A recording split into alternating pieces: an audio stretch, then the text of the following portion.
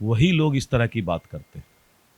कांग्रेस का पाप 75 साल में उसने सैकड़ों बार चुने हुए सरकार को भंग करने का काम किया, आपातकाल लगाकर। बाबा भीमराव अंबेडकर के संविधान का अपमान करने का काम करता था और चुनी हुई सरकार में भी राष्ट्रपति शासन और आपातकाल तो इस देश का लोग भूला नहीं। नमस्कार, न्यूज बाइस्कोप देख रहे हैं आप। मैं हूं मनीष कुमार वर्मा। तो बिहार में 2025 को विधानसभा चुनाव है। ऐसे में चुनावी माहौल बिहार में काफी गर्म है, ठंड का मौसम है, लेकिन चुनावी गर्मी काफी तेज है बिहार के अंदर। आरोप प्रत्यारोप का दौर भी जारी है और इसी बीच अब बात की जाए तो काफी सारी चीजें हैं जिसको लेकर विपक्ष सत्ता पक्ष पर आरोप लगा रहा है। उन सभी आरोपों का हम के बारे में जानेंगे। हमारे साथ बीजेपी के प्रदेश अध्यक्ष बिहार के और बिहार सरकार के मंत्री दिलीप जायसवाल जी भी जुड़े हुए हैं। सर, बहुत बहुत स्वागत है आपका न्यूज बाइस। धन्यवाद। सर, सबसे बड़ी चीज है वन नेशन वन इलेक्शन को लेकर हम पहले बात कर ले तो वन नेशन वन इलेक्शन को लेकर विपक्ष लगातार लामबंद हो गया है और वो कह रहा है कि वन नेशन वन इलेक्शन तो आप कह रहे हैं, लेकिन होगा कैसे? इससे बढ़िया वन नेशन वन एजुकेशन की बात क्यों नहीं करे? आरजेडी इस तरह के पोस्टर भी चस्पा करती है। देखिए, बुद्धि विहीन, संस्कार विहीन, देश के प्रति जिसको प्यार नहीं है, वही लोग इस तरह की बात करते हैं। कांग्रेस का पाप 75 साल में उसने सैकड़ों बार चुने हुए सरकार को भंग करने का काम किया, आपातकाल लगाकर। भारतीय जनता पार्टी जब से आई है, एक आध मामला अगर जम्मू कश्मीर का छोड़ दें तो हमने कभी भी चुने हुए सरकार को भंग करने का प्रयास नहीं किया। नहीं तो हमारे लिए एक दिन का काम है कि हम किसी भी सरकार को भंग कर दें, लेकिन ये लोकतंत्र की हत्या है। कांग्रेस लोकतंत्र की हत्या करने का काम करता था, बाबा भीमराव अंबेडकर के संविधान का अपमान करने का काम करता था और चुनी हुई सरकार में भी राष्ट्रपति शासन और आपातकाल तो इस देश का लोग भूला नहीं। आप लोग यंग हैं, अभी शायद भूल गए, नहीं मालूम होगा कि आपातकाल जो लगा था तो किस तरह का बंदिश और बंदी बना के पूरे लोकतंत्र को रख दिया गया था।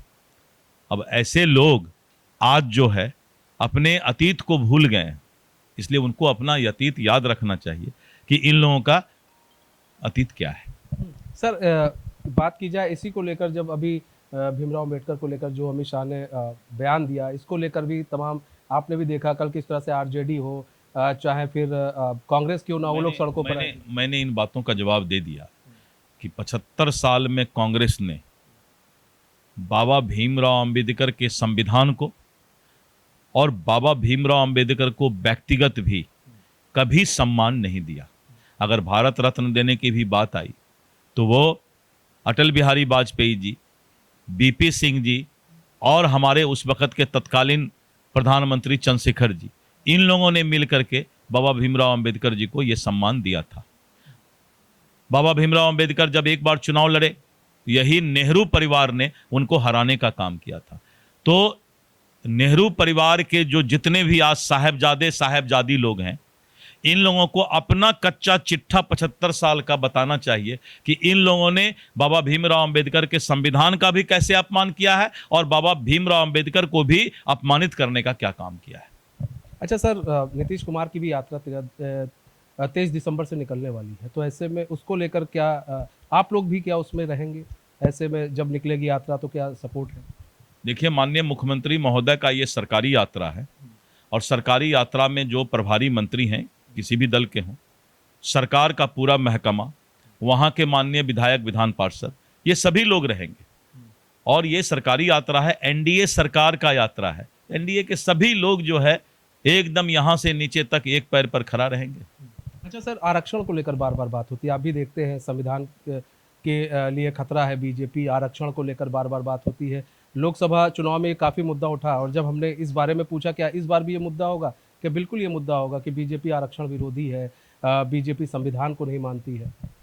देखिए, इनके पास कोई काम नहीं है, इनका राजनीतिक दुकानदारी अब बंद होने वाला है।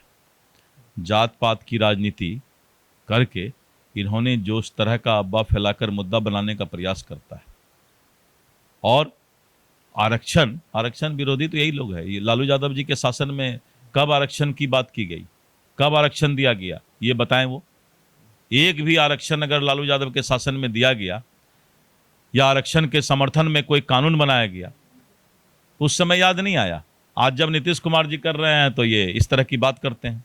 इसलिए आरक्षण का अगर सबसे बड़ा कोई समर्थक है, बाबा भीमराव अंबेडकर जी के संविधान का कोई समर्थक है, इस 140 करोड़ के लोकतंत्र को मजबूत रखने का कोई संवैधानिक समर्थक है, तो वो प्रधानमंत्री नरेंद्र मोदी जी के नेतृत्व में एनडीए की सरकार है। अच्छा सर, एक चीज़ और भी है, विपक्ष लगातार अभी सवाल उठा रहा है और कल से बहुत ज़्यादा उठने लगा है कि मुख्यमंत्री के चेहरे को लेकर सवाल उठने लगा है। जिस तरह से आपने देखा कि किस तरह गृह मंत्री ने जब बात कही कि एनडीए का फैसला होगा, एनडीए इस पर पूरा करेगी। इस मुद्दा का मैंने कल हवा निकाल दिया है, हवा निकाल दिया है।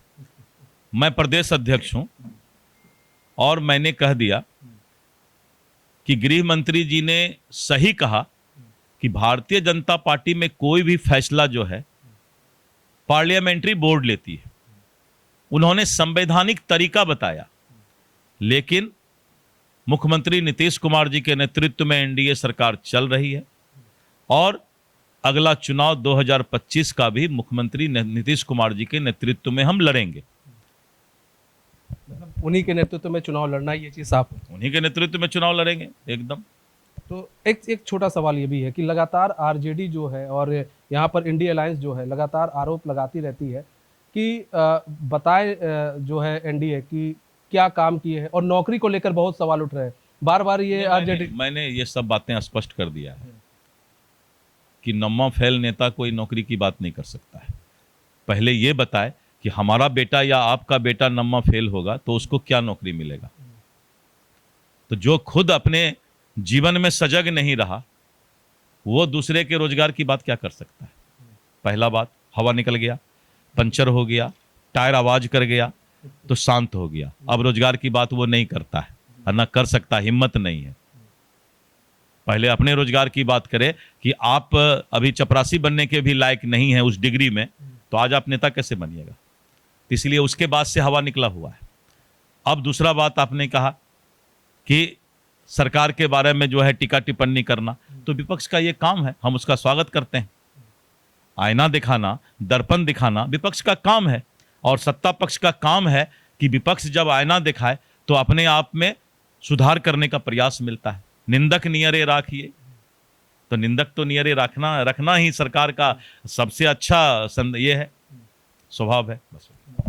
थैंक यू सर, बहुत बहुत धन्यवाद। तो ये थे हमारे साथ बिहार सरकार के मंत्री और बीजेपी के प्रदेश अध्यक्ष दिलीप जायसवाल जी, जिन्होंने साफ तौर पर कहा कि यहाँ पर जो चुनाव लड़ा जाएगा बिहार के अंदर वो नीतीश जी के नेतृत्व में ही चुनाव लड़ा जाएगा। हमारे इस खास पेशकश में इतना ही। मुझे दीजिए इजाजत। तो खबरों के साथ बने रहने के लिए देखते हैं न्यूज़ बाइस को। नमस्कार।